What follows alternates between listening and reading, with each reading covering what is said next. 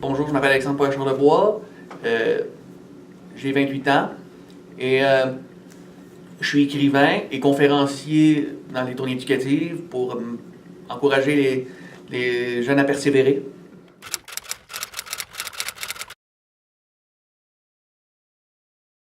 Ben, moi je suis Asperger, ce qui veut dire, dans les grandes lignes, que quand on est Asperger, on a des difficultés soit au niveau social ou émotionnel.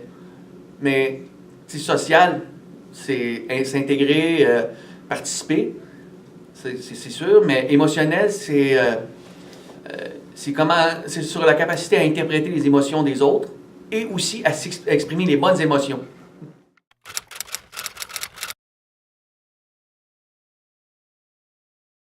Moi, quand j'étais au primaire, j'étais un élève plutôt solitaire. C'est sûr, parfois je participais, mais ça, c'est par l'entremise de mon frère qui m'intégrait.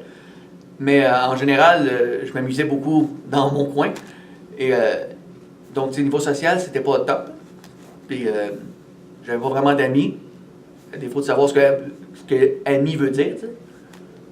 Et ça a duré pas mal tout mon primaire. Et ensuite, je suis allé au secondaire, où là, c'est devenu un peu plus difficile de rester à l'écart parce que tu rentres dans un monde où le social prend encore plus d'importance. Et moi, tu sais, j'étais quand même un élève qui restait de côté pour pas déranger puis passer inaperçu.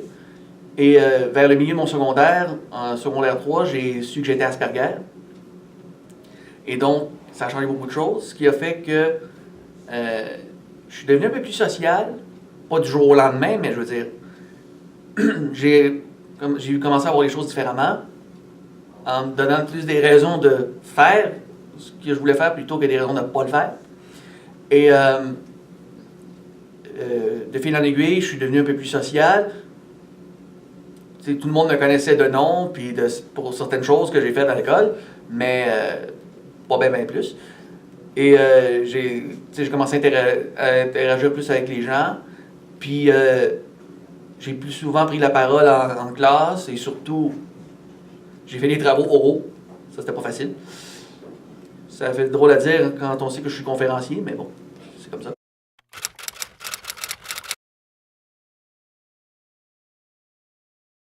Pour surmonter cette difficulté-là,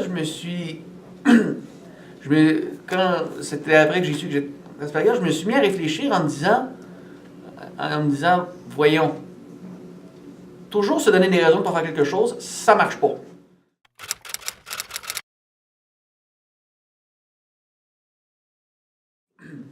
Pour moi, la persévérance, c'est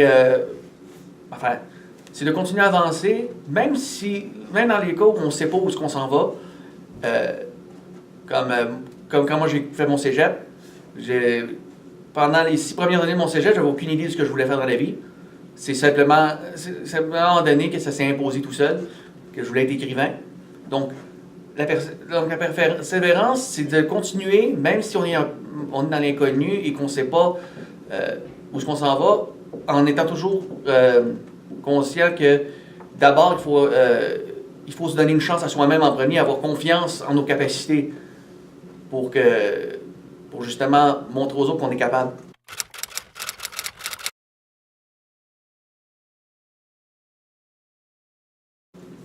Eh bien, oui, moi je suis quelqu'un de persévérant parce que faut dire de ce qu'on m'a dit, il faut être quelqu'un de très déterminé pour réussir en lettres de communication quand on a une difficulté sociale. Et c'était justement pour ça que je l'ai fait d'ailleurs, parce que je me suis dit que je ne pouvais pas avoir un meilleur défi, puis je l'ai relevé d'ailleurs. Donc, entrer dans un programme qui nécessite une implication sociale constante et ressortir gagnant, c'est une motivation qui m'a suivi tout le long de ces 2 années de programme. Donc, en tant que personne, je me considère comme quelqu'un de persévérant parce que je ne passe jamais par la facilité. Je prends toujours le chemin le plus compliqué pour me rendre où je veux aller. Ce que je veux vous dire surtout, c'est que même si quelque chose a priori peut sembler pas être fait pour vous, peut-être que peut-être qu'à un moment donné, vu d'une autre façon, ou vécu d'une autre façon, ça va être complètement différent.